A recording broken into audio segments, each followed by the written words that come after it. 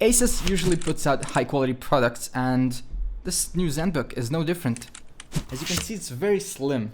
I even think like it's one of the slimmest notebooks on the market right now, if not the slimmest, and it's even slimmer than the new MacBook.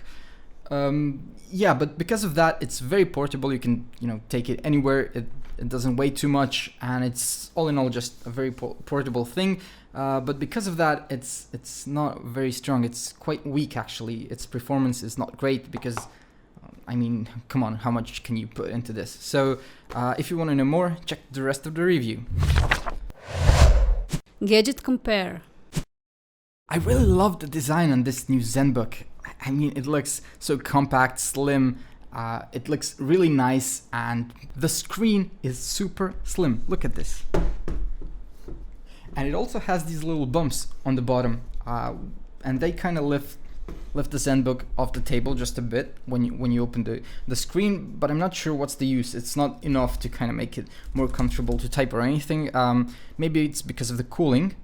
Yeah, but anyways, if I had to compare this, I'd say it's like a notebook, but it weighs double or like triple the notebook, which is fine because it should weigh this much. And it's also because of like full aluminum body. Everything is out of aluminum except for this rubber bezel around the screen so that it doesn't scratch, right? And also this hinge is covered with rubber, and it connects the screen with the body of the laptop. And while I'm at it, like, look at this. It's not very sturdy. It's just like woo. But there are these magnets on the bottom so that the screen doesn't flap around when you close it. So you need to pull out like a little stronger. Yeah, let's comment the keyboard because it's really good. Keys are normal sized and everything is just in its place. It's very easy to type. I got used to it really fast. The only thing I'm actually missing here is a backlight, so I could see in the dark. Anyways, the touchpad is also good. It's pretty big. It's actually bigger than you'd find in some more expensive models and laptops and even ultrabooks. And it supports your multi-touch gestures. You can scroll with 2 fingers, pinch to zoom and all that stuff. But there is some latency on it. And I'm not sure, like I couldn't get used to it. I'm not sure why that happens. And I think maybe it was because of the 4K resolution, to which I'll come back in just a bit. First, I want to tell you that it has 2 USB 3.0 ports on the left and also an SD card reader. On the right, there's another USB 3.0 port, and there's micro HDMI and an input for your headphones and a microphone. And now back to that screen that I was talking about. The screen has a 4K resolution and it looks gorgeous. Colors, everything looks very, very pretty, and it's super sharp. All the text looks like you're reading an actual paper, like it's unreal.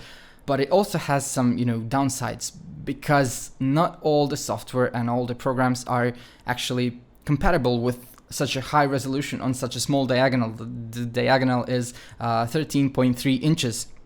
So when I tried to run, for instance, Photoshop, the menu was like super small. It was miniature, and I just couldn't use it. Nonetheless, the colors look very vivid, and there's no glare, so you can even use it outside. Viewing angles are superb, and there's no color distortion when you look at it from like a wide angle. So that's really good. 10 out of 10 for this screen. The next thing I want to comment is the battery, because, well, the official records say that it lasts for 7.5 hours, and you know how that goes. They put it like on battery saver, everything power saving mode, and they get that. And then when I use it, I get like 5 hours, maybe 6 tops, and I wasn't doing anything kind of over the top. I was just surfing the web and listening to music on YouTube. So I think that's not good enough. Because this laptop generally can't do much, so at least it should have a longer battery life. But yeah, anyways, moving on. In it has Intel's Core M5Y10 or M5Y71 processor, depends on the model. You can choose between 4 and 8 gigs of RAM, and you can choose between 128, 256 or 512 gigs of RAM on your solid state drive. And the first thing I thought of when I read those specs, by the way, there's no graphics card, the graphics card is integrated.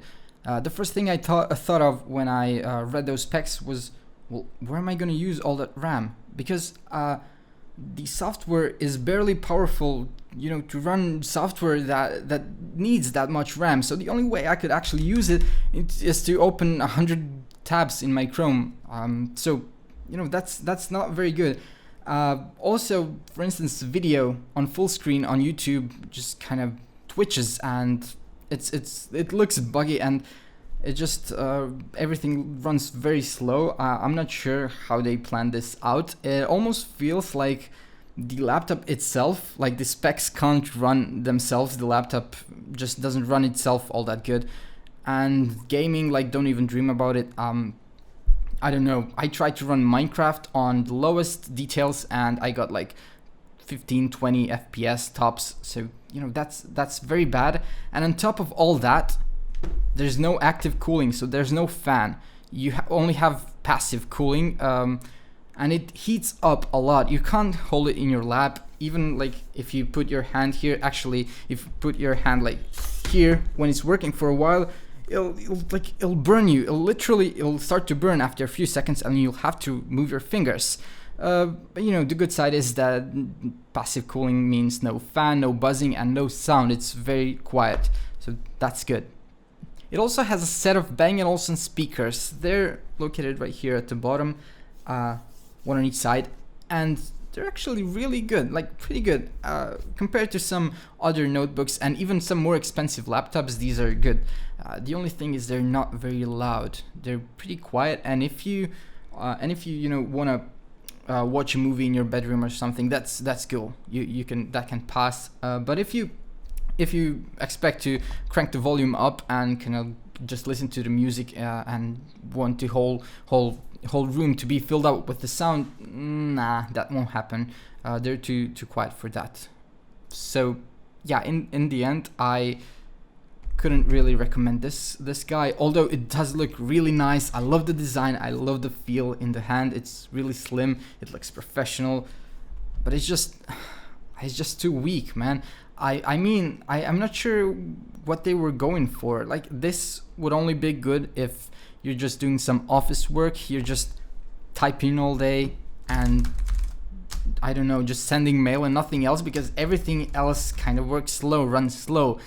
So if I were you, if you're really interested in this laptop, if you really want a super thin notebook, then I guess you can go for it, but don't expect a lot out of it. And you know, that's it basically. Yeah, only take it if you're really sure you're not gonna be using it for anything else but typing and, you know, maybe some web browsing. So like this video if I helped you out, and also subscribe. Find us on Facebook, Instagram, and Twitter. You know, if you wanna know what's going on with the new tablets, laptops, and everything. Just, yeah. See you soon, guys.